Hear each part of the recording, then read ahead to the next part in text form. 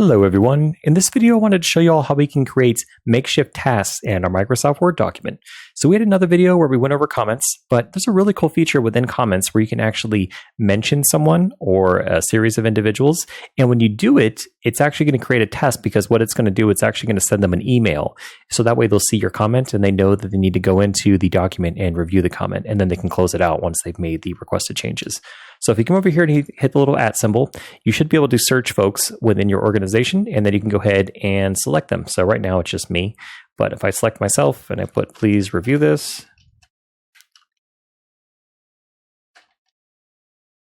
and I select it, I should be receiving an email notifying me that I have been assigned essentially a task, or there was a comment added to the document that mentioned me.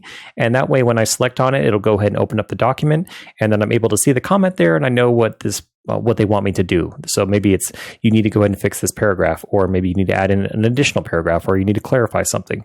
So that's one way that you're able to increase your collaboration efficiency when you're working on a Microsoft Word document with multiple people in your organization.